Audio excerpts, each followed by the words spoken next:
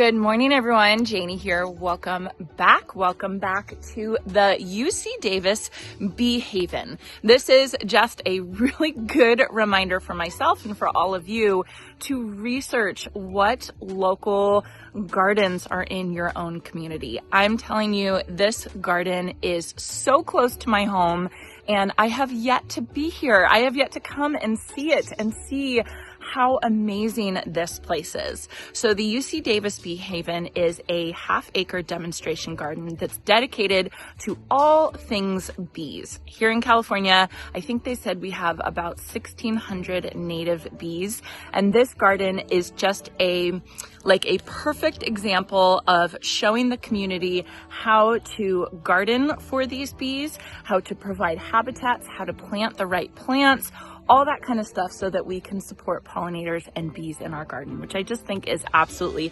fabulous. So I want to encourage all of you to look up and start paying attention to what gardens and places like this you have around your community, because I feel silly that I have yet to be here, and this is so amazing. And I have to say, it's especially amazing because it's back to school and all the kids are at school. So I have this place to myself right now. And I've already walked around for a little bit and it's really, really amazing. And I had to share it with all of you. So the UC Davis Bee Haven Garden was developed in 2009 with special thanks to actually Haagen-Dazs, if you can believe it, the ice cream company. If you guys have ever gotten a pint of Haagen-Dazs, you probably have seen that they have this whole Save the Bees campaign, and they must have donated to UC Davis to provide research, to provide funds for research and establishment of this Bee Haven garden. And one of the coolest things about this Bee Haven garden, actually, let me back up. There's so much I want to show you. But first of all, you walk in and you see this courtyard with this amazing bee sculpture. And this bee sculpture was actually done by Donna Billick, who has been on my channel before. She did one of my absolute favorite installations in our local arboretum. And she made this beautiful, beautiful bee structure, which I just think is very, very cool. And if you walk around the garden, you can see all the signs. It's a really fun place, I think, to take your kids. I will definitely be bringing my girls here, but it just gives you a lot of information on how to provide a home for your bees in the garden, how to plant the right plants for bees in your garden, things that you can do to attract bees in your garden, which I think is really fun.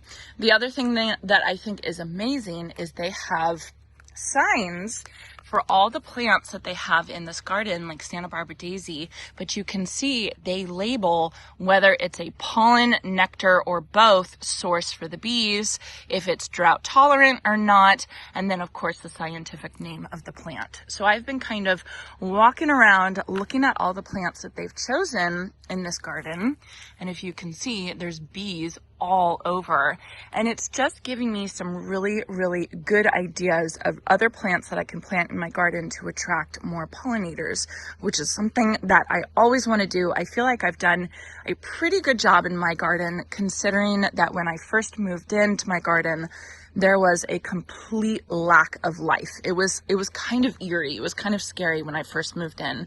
But now I have pollinators all over the place, which just makes me so happy. Look at how beautiful this is. Look how beautiful. So now let me show you one of what I think is the coolest things in this garden, and that is over here on their garden shed. They have a whiteboard that they mark which bees are now active, and that I can see when I walk around this garden. And of course, there's honeybees, there's carpenter bees, there's bumblebees, but have you all ever heard of sweat bees? Because I have not. This is the first time I've ever heard of a sweat bee, which might be absolutely crazy. I know some of you probably know what these are. I've never heard of these before, and I never realized that we had sweat bees here. I do know about leafcutter bees. I've seen activity in my own garden, but I also don't know about longhorn bees. So I just think it's so important to keep learning every day and to keep expanding your knowledge about your garden. And now I know I have to look into what sweat bees and longhorned bees are, because I have no idea, and I have no idea if I've been planting the right plants for them or not. So I just thought that this was so fun when I saw this. How neat, right? So very, very cool. coming around here, I wanted to show you this display over here. This display is, you know, showing us how to provide for cavity nesting bees, basically bees that like to make their nests in little cavities. And you can see they're showing us how to do DIY ones, right? By just taking a block of untreated wood and drilling these size holes. They told us what size holes. What is it? 3/16, 4/16, and 5/16 inches across holes into the wood, not all the way through, which I thought was interesting. I didn't know that. But you can see the bees are absolutely using these, which is so neat. I have bought one of these bee houses before where they have the little bamboo tubes in them, and the bees never actually ended up using them. I actually even bought mason bees and tried to get them established in my garden, and it didn't quite work. And now I think I know why, because they were open on either side, and I think I put it in the wrong area of my garden. So it's just kind of fun to see the information that they have and what you should be doing. The back of the house should be solid so that no light enters. The house entrance should be shaded and the house secure so it does not move. The entrance should face away from the prevailing wind. I mean, this is all really, really fantastic information for the public to learn. So hopefully you all can learn something from my video today, but I am definitely learning something from this garden. Okay, so let me start taking you around this half-acre garden and showing off some of the beautiful plants that they have here. I don't think they're all natives. I don't think it's a native garden, but I know it is a drought tolerant garden, or at least trying to be a drought tolerant garden. And then, like I said, they have made notes on all of the labels on whether it's a nectar source or whether it's a pollen source. And I was reading a sign somewhere that said that you had to have a kind of a combination of all of it to make a good habitat for bees. And the other thing that I saw is that you want to plant these plants in mass, like you want to do big masses of them, because that makes it easier for the bees to collect pollen from one type of plant and not having to search throughout the garden for the same plant. So just a little tip, but let me show you some of the beautiful plants they have here. All right, so first and foremost, I need to show off the autumn sage they have planted right here at the beginning, the entrance of the garden. This is lipstick, the lipstick variety of Salvia gregii. Beautiful, beautiful plant. It does so well. It does not need any water. And if you can see, there are bees absolutely all over it, multiple kind of bees. That's really interesting. So as it marks out, it is a nectar source, low water. It's a beautiful variety of plant. And they do have a lot of different colors of the Salvia gregii. If you've seen it at the garden centers, this is a great, great option for a pollinator garden. I used to have this plant, actually the lipstick variety, in my garden in my last house, and I have not planted it in this garden yet. So this is a really good reminder that I've got to get this plant planted in my garden because it's absolutely beautiful. Okay, and then coming along this cute pathway right here, isn't this amazing? Oh, I love it. Okay, so right here, this plant, this is an oregano. It's called Hopley's Purple. I have never heard of it before, but it's really, really interesting. It smells amazing, and it does have these little tiny purple blooms on it that you can see. It's been blooming its head off probably all summer, and we're kind of coming to the end of it. But I can see why pollinators love it because it smells absolutely amazing. I'm sure it attracts them like crazy. And then behind the purple, we have this white. This is called calamint. It's another nectar source for the pollinators. The oregano is a nectar source as well. And then finally, we have this purple ginny sage behind it. And I just think this combination of the three is just absolutely beautiful. How fun. So just because you have a pollinator garden doesn't mean it can't be beautiful. I mean, this can be absolutely gorgeous if you do it right. Oh, here's another look at that calamint that I was just showing you. This is a little bit more open. So there it was over there in between the oregano and the salvia. And then here's a big show of it right here. This is really, really pretty. I'm gonna have to remember this one because I would like to have this one in my garden. Here's a really common variety that I often see planted around town. This is called Mozart rosemary. It is another nectar source for the bees. I don't actually see any bees on it right now. And honestly, I am still really early. It's only about 8 o'clock in the morning right now. So I'm sure a lot of the bees just kind of aren't awake yet.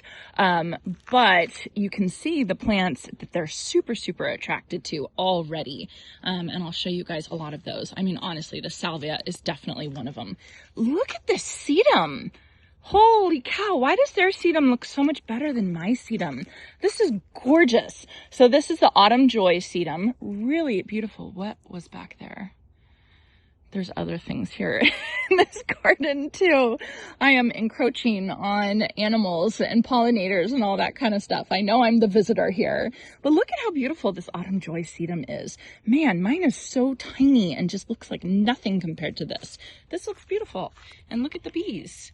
Gorgeous. And they say this is a pollen and a nectar source for the bees. I wanted to show you all the bee house that they have over here. I love this. Of course, they have it locked up. They don't want anybody messing with it. But man, it's so active and it's so fun. And I would love to have something like this in my own garden.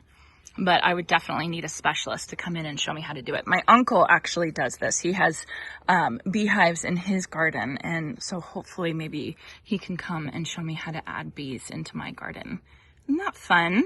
Here's another plant that I would love to have in my garden. This is called a California fuchsia, another really, really common plant around here that I don't know why I've never planted. They say this is a really good nectar source for the bees. And again, another one with the silvery blue foliage and then this bright orange bloom. And then I know they were talking about how important the shape of the flowers are. And these tubular shapes are super important because it allows the bees to go in and to grab the nectar. And it allows, you know, hummingbirds with their beaks and their tongues to go in and suck out the nectar. So basically a perfect plant for all the pollinators. Oh, you know what? My bad. There are so many different types of salvia. It's hard for me to keep them straight. So the lipstick salvia gregii at the beginning of the garden, that was one variety. The one that I've actually grown before in my garden, it's salvia microphylla hot lips. This is the one that I've actually grown in my garden. So gosh, have I not grown gregii in my garden? Maybe not. So they say this is a nectar source, low water, drought tolerant. It's a beautiful plant. Hot lips is really, really a cool plant. I've definitely grown this one. I've never grown the lipstick one. Over here is a plant that I just planted in my garden earlier this year. This is a bottle brush. Bottle Pop Neon Pink. This is actually the exact variety that I planted in my garden.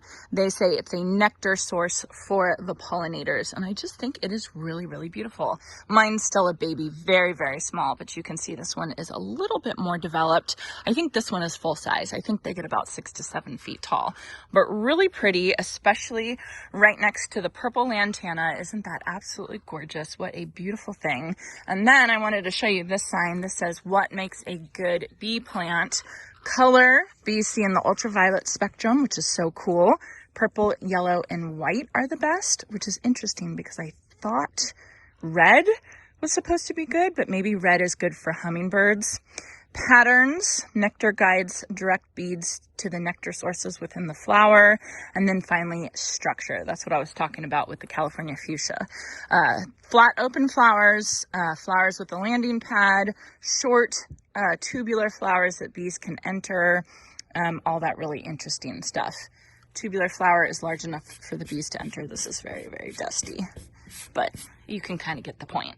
Over here, I cannot find the sign for this plant, but I'm pretty sure this is a desert willow, which this plant mixed with a catalpa is what makes the El Nino catalpa, which is really, really cool. The El Nino catalpa, you all know, is one of my favorite new plants in my garden.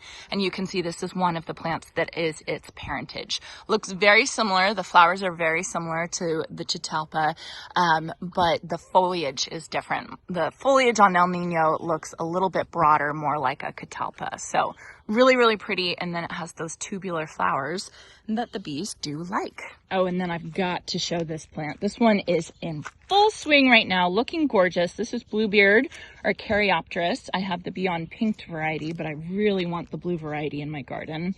This one says it's a pollen and a nectar source, which is so neat. But this is one of those plants that come into its own this time of year, late summer, fall. Really, really beautiful, providing pollen for the bees and nectar, I guess. And that is one of the other things that's important for pollinators, is you want blooms throughout the season. So I like to do my blooming garden, monthly blooming garden, where I have different blooms. I make sure I plant something that has blooms every month of the year. And that is a really, really good technique for attracting pollinators. Not only is it beautiful for us, but it gives a food source. If you plant the right plants, it gives a food source for the bees all year long. Is this Teucrium? I have no idea. I cannot find the sign. I'm sure the plant has completely grown over the sign, but it looks like Teucrium to me. I don't know. It's really, really beautiful. Quite stunning here. But it's right next to the Walker's Low catmint that is beautiful. This is it says it's a nectar source for the bees. Really, really pretty. I just love Nepeta. Okay, and then the last plant I'll show you guys. This is an interesting one because it's definitely got this faded look to it, but it's really beautiful. And for fall, oh my goodness, I would love to cut some of this and bring this into my home for arrangements and stuff like that. I bet it dries amazingly. So this is called California buckwheat, Warner Little, pollen and nectar source. I just cannot get over how pretty this is. I wonder what it looks like when it's in full bloom. But for fall, oh my goodness, hands down, perfect plant for fall. Really, really gorgeous. Here's another planting of the California buckwheat. Oh my goodness. Oh, and it says it's a California native too.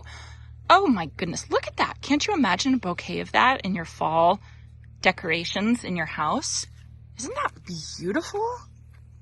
This is gorgeous.